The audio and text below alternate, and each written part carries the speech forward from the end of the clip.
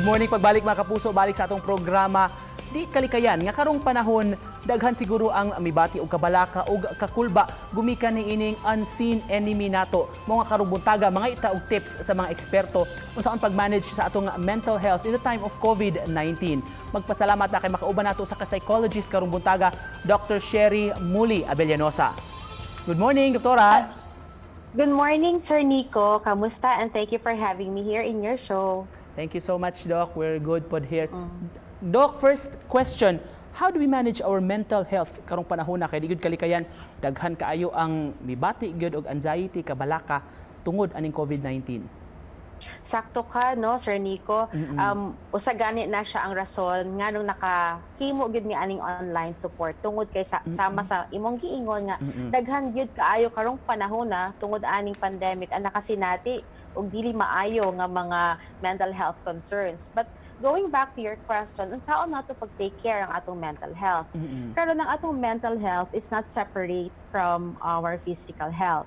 So we need to be healthy as well, no? Physically healthy, mukaon tag tarong, matulog tag tarong, no? Kana yung saktong pahuway, dili tungod kay dagko na kay tag time karon nga dili na lang ta matulog, magsige na lang tag gamit sa atong social media. So we need to really take time to rest and then eat healthy foods and then exercise, no? And most especially take care of the things that you entertain in your thoughts. Even sa social media, you have to do social media dieting. Social media dieting, Doc. So imong likayan una labi na og mga negatibo sad kaayo ang imong ma-pick up sa social media? Yes, kay usually ang ako lang pong prinsipyo is kung something na maka-irritate sa imuha, something na makasuko sa imuha, nga nang imong pamangbasahon. Nga nang imong paman siyang pangitaon, no? Like mag-stalk ka sa imuhang gikalagutan nga tao pero nagsikag tan-aw sa iyahang mga post. So might as well do away, no? Keep your mind healthy by not letting these negative things get inside you. Ingon ana. Pero kining fear, Doc, og anxiety tungod aning unseen enemy sa virus, Doc, normal ra ba gini nga ato ning ma-experience karong panahon na? Yes. So what's happening right now, no, this pandemic, this COVID-19 is not a normal happening in our lives.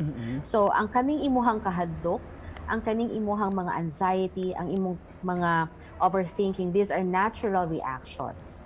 So ang imuhan na lang is how to manage it, no, para dili ka maapektuhan, para dili pod masamutan na to the point na maka-experience na kag panic attack, no, or to the point na daghan ayo karong panahon na, no, at this point in time na naa sila gitawag nga mag-meltdown, mag-nervous breakdown, no, tungod lang sa uncertainties nga di sila kahibalo unsay mahitabo. How do we counter that? No, let's do something productive, no, in our own little ways, no. We still keep socializing with our friends to kani siya using internet, talking to them. Can you tell us more about sa inyong efforts, Doc, sa inyong gibuhat ninyo sa University of San Carlos pag-support sa itong mga kaigsuunan karong panahon na? Yeah. Ang kaning amo ang online support, amo ni siyang gitawag nga USC Mental Health Online Support for COVID-19 crisis. Specifically, no, for this case, this is accessible by public. Open ni siya sa public. They simply have to message us in the page and then we are open 24/7 and 24 hours also. Finally, Doc, in closing, mensahe nimo sa publiko karong panahon na?